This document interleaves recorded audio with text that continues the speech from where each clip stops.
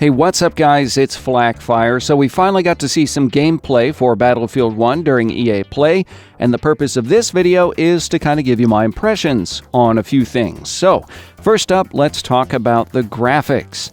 There was a lot of debate over whether or not the game would look as good as what we'd seen in the trailers, and I'll say I'm honestly very impressed. Early reports indicated Battlefield 1 looked as good as Star Wars Battlefront, and I'd say that's accurate. The environments also look phenomenal. That is one thing that I expected to see.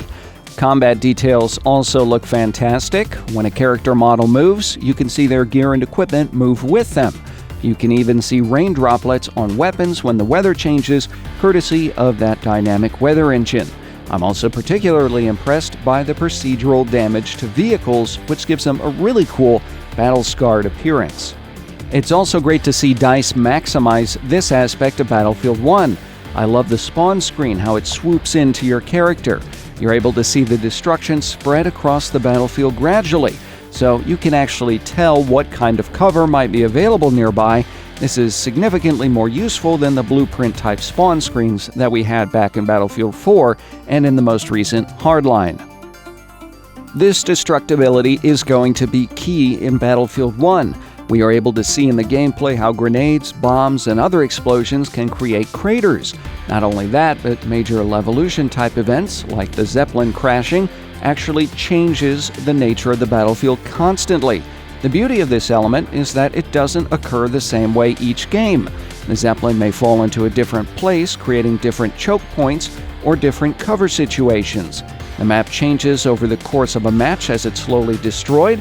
It's actually very accurate from a historical perspective. Many towns were completely destroyed during World War I. And let's talk vehicles for a moment. I'm excited to see tanks return to Battlefield since I miss them dearly in Hardline. I love the feeling of roaming the battlefield in a tank, but I also really love the feeling of destroying one. Now I'm looking forward to this more as you can target damaged vehicles in Battlefield 1. Airplanes look fantastic as well, showcasing the maneuverability of biplanes at the time. Naturally, I'm also looking forward to piloting the massive airship, dreadnought, and train. As for the weapons, they do appear to be more raw and unrefined. I'd say this is representative of the technology at the time. Semi-automatic weapons have some serious kick, and full-auto weapons are difficult to control.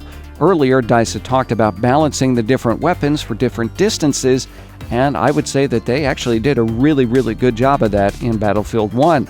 I think some people won't like this, as you'll have to close the distance against enemies before firing in many situations if you want to stick with that automatic weapon. The gameplay is quick, but I didn't really notice any drop in time to kill. In fact, I would actually say the submachine guns are underpowered.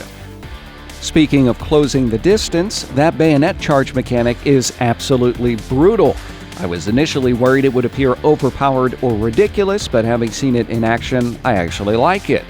I also like that the player doing the charge yells out, so it's kind of a trade-off since it announces his presence and potentially gives the other player some time to react. Some people seem very divided on the female announcer in the older phonetic alphabet. This doesn't bother me a bit, primarily because I'm looking forward to saying, "I'm all over Objective Butter." It's technically correct for the time period, so I'm happy DICE has actually gone in that direction. The one map we've seen was indeed huge. There was a lot of space between objectives, and I didn't see a lot of people utilizing many vehicles, which seemed odd to me. Hopefully there are enough to go around, as it kind of sucks hoofing it to different objectives on foot. Overall though, Battlefield 1 looks great and seems to play great. There are no major red flags from my point of view, and it certainly proves World War I isn't stagnant or boring. I'm looking forward to more details on Battlefield 1's multiplayer and single player in the coming months. What did you think about the gameplay demo and the trailer? What are your concerns? What did you like? Tell me in the comments. And as always, if you enjoyed this video, like, share, subscribe. Thanks for watching.